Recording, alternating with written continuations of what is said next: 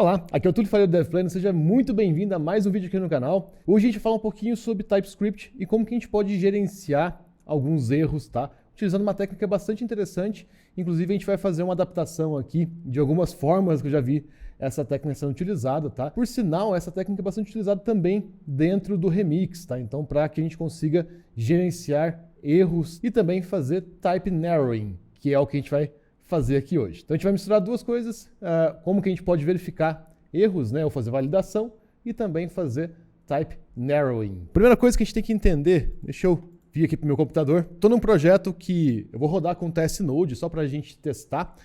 E o seguinte, o que é type narrowing, né? Então, type narrowing. Seguinte, se a gente pega uma variável em TypeScript, então vamos supor aqui que eu tenho um valor, e esse valor eu pego ou recebo do usuário.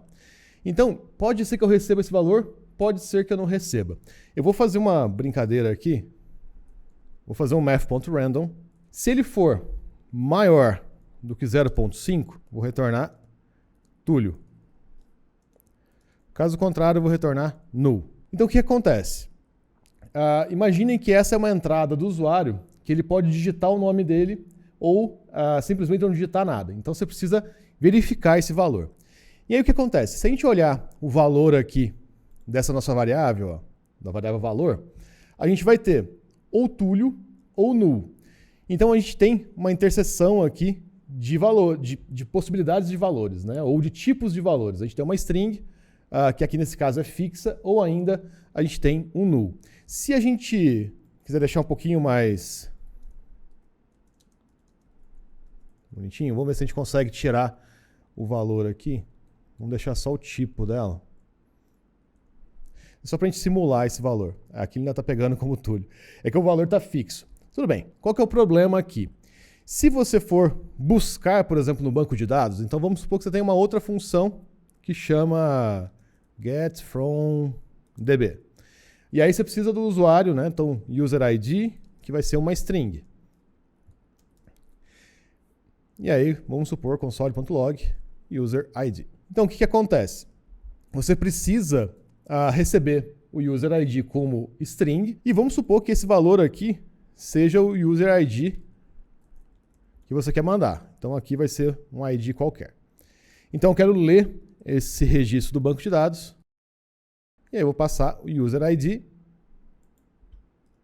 Olha só que interessante. Aqui, a gente vai ter um problema já no TypeScript, que é ótimo, né? Então ele está ajudando a gente a identificar o que está acontecendo. E aí, o que é interessante dessa situação? Quando a gente está verificando aqui o user_id, a gente precisa restringir esse tipo. Então, ele é um pouquinho mais largo, né, entre aspas, ele é um pouquinho mais amplo, porque ele aborda tanto string quanto um null, mas a gente precisa fazer o narrowing. Então, uma forma que a gente poderia fazer seria se user_id,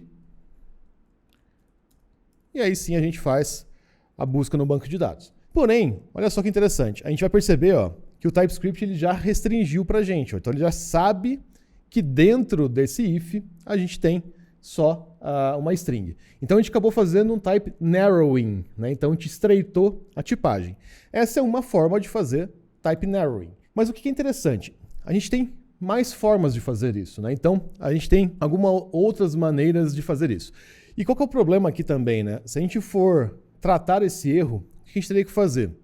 A gente teria que fazer um if ou dar um early return aqui, né?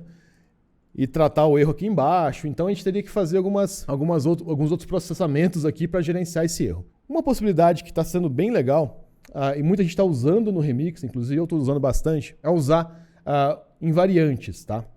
Ou invariant. Qual que é a ideia de uma invariante? É a seguinte, a gente pode inclusive instalar algumas versões de invariantes, tá? Então, que vão resolver isso para a gente. Então, deixa eu pegar aqui uma delas, por exemplo. Essa é uma versão, ela chama Tiny Invariant.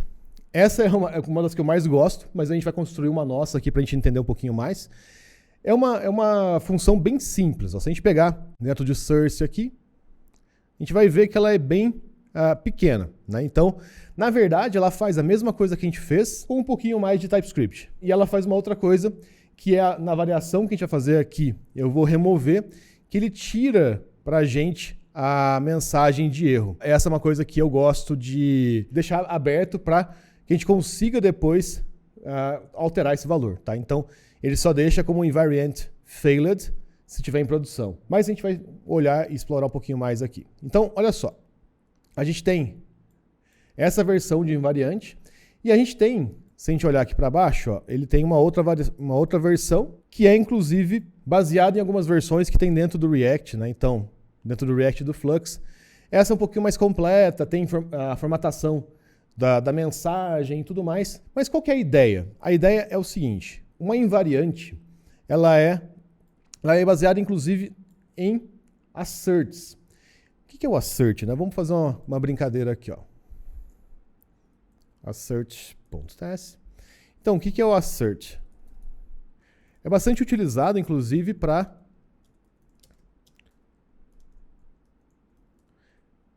fazer a verificação de testes automatizados. Então, você pode fazer um assert diretamente no Node, tá? A gente tem assert.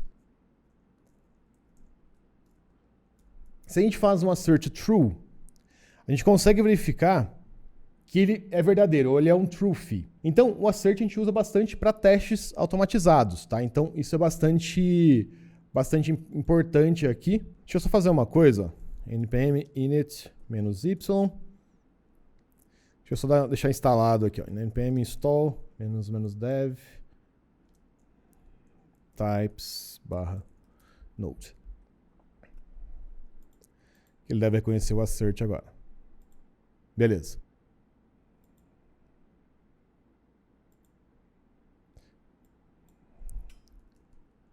Vamos fazer direto aqui. O mais importante para a gente aqui é só que ele funcione. Aí, beleza. Então, o que acontece? Ó?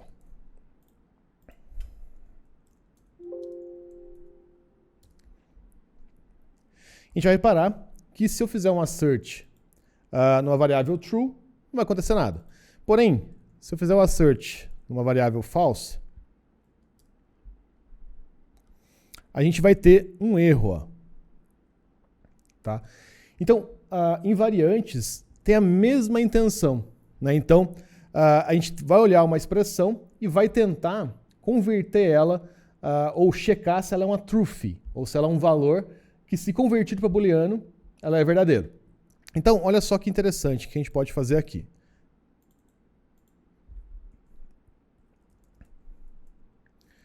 Eu vou criar uma versão de invariante para a gente. Então, function invariant. Isso aqui está extremamente baseado no Tiny invariant, com algumas mudancinhas aqui que eu acho que são interessantes. Então, qual que é a primeira definição que a gente tem? A gente tem uma condição que a gente não sabe que valor que é, mas que a gente vai converter para truthy. E depois a gente tem uma mensagem, que ela é opcional, que vai ser a mensagem que a gente vai retornar de erro. Tá? Então essa é a intenção nossa aqui.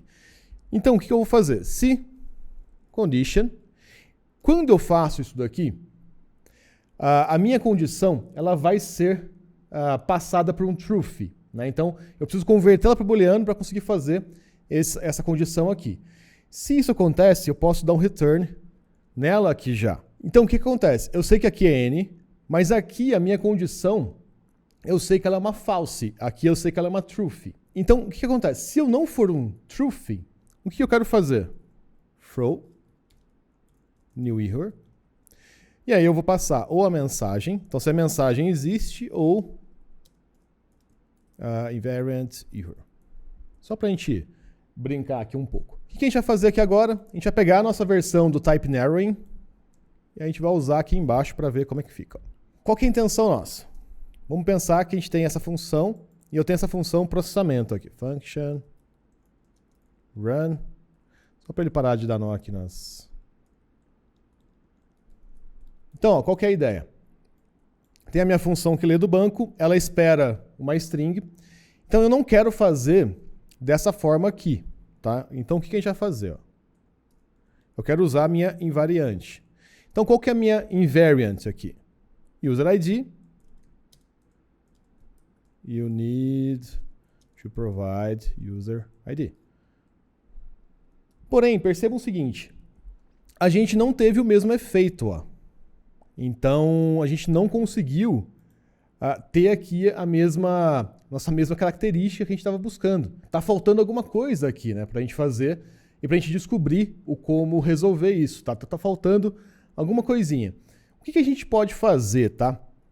Pra gente conseguir resolver isso. Uma coisa que é bastante interessante, lembram que a gente fez um assert, né? Então, o assert verifica se é true ou false, ou se é true ou false.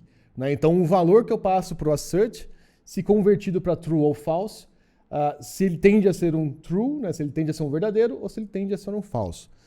O que é interessante? Em TypeScript, a gente tem algo semelhante para tipos. Então, o que eu consigo fazer? Se isso aqui deu certo, né? Então, se eu conseguir executar minha função sem erro nenhum, eu posso dizer que essa função ela vai garantir, ela vai dar um assert em condition. Quer dizer que se eu executar essa função sem erro nenhum, essa função está garantindo condition. E a gente viu que o assert faz o quê?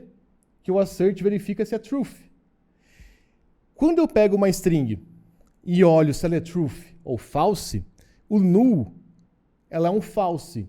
Então a gente está removendo com a invariante aqui a possibilidade do user ser falso ou ser null, né?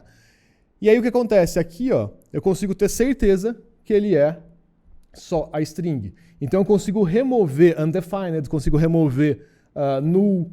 Então eu consigo fazer validações utilizando invariant. E a gente pode fazer outras, né? Então eu posso fazer, por exemplo, invariant user id.length maior do que 10. User needs to be greater than 10. E a gente consegue ir fazendo cada vez mais verificações. E aí uma coisa que fica bem legal.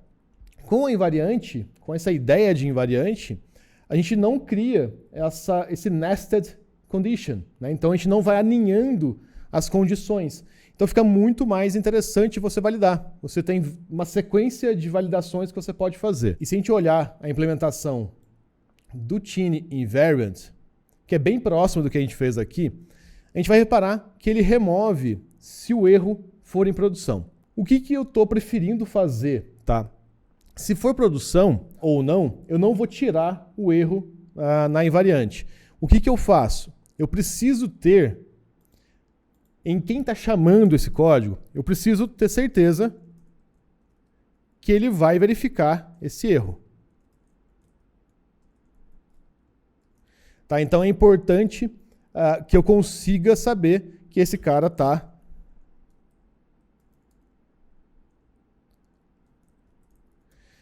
sendo verificado. Tá? Então, que eu estou em algum nível acima desse meu código, eu estou verificando se está tudo certo. Vamos fazer um teste aqui, ó. Ele vai dar um erro no 10, né? Então, olha só. You need to provide a user ID, que foi o primeiro, né? Então, fomos sorteados aqui no sorteio. Beleza. Então, no segundo erro, ó, user needs to be greater than 10. Olha só que interessante.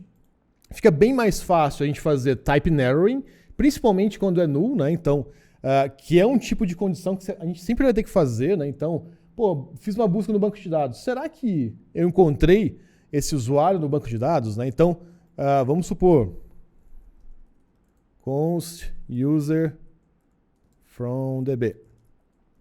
Aí você pode vir aqui e falar, beleza, será que eu encontrei? User not found.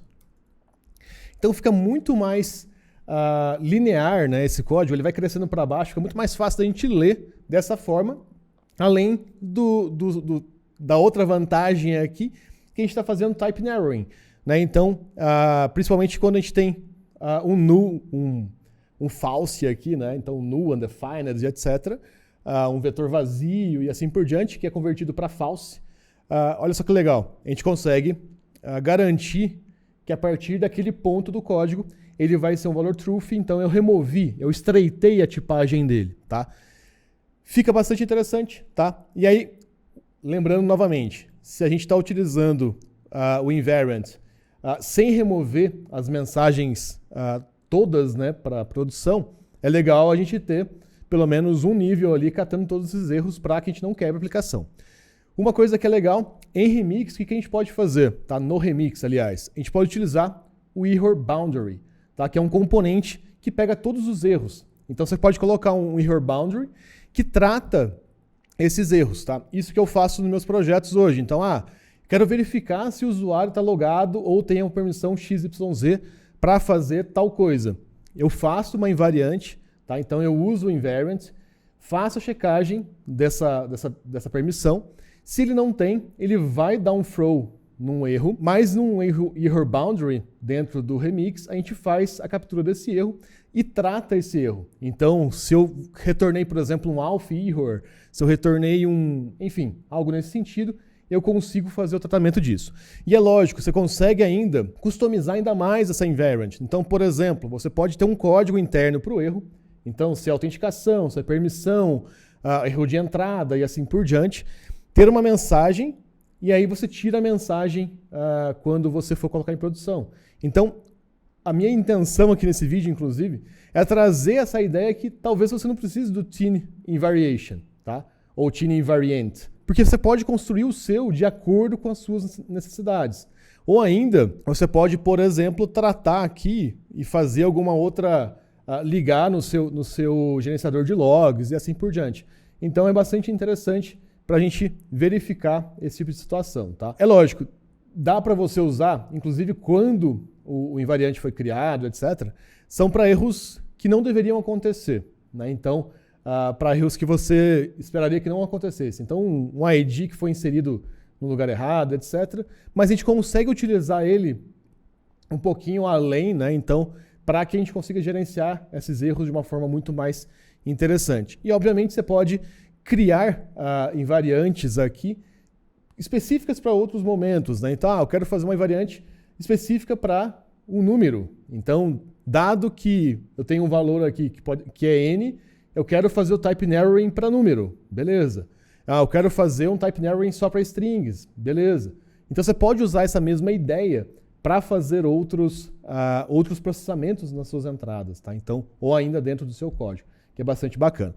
Bom, comentei aqui que isso é bastante utilizado também dentro do remix, né? Então a gente pode usar bastante o invariante dentro do remix, porque a gente consegue ter esse error boundary no nível acima, né? Então mais próximo da raiz do seu projeto. E aproveitando que a gente está falando de remix, aqui embaixo tem um link para o nosso curso Dominando Remix do Zero. Tá? Então se você quer aprender remix, me ver fazendo invariantes lá dentro, é só clicar aqui embaixo e garantir sua inscrição. Tá muito bacana, tá? A gente tem um projeto prático para você entregar. Tá? Então, aliás, são dois projetos, um mais simples e um pouquinho mais complicado, para você entregar e para você ter portfólio com o remix. Tá? Então tá bastante bacana. Tem um link aqui embaixo para você garantir sua inscrição.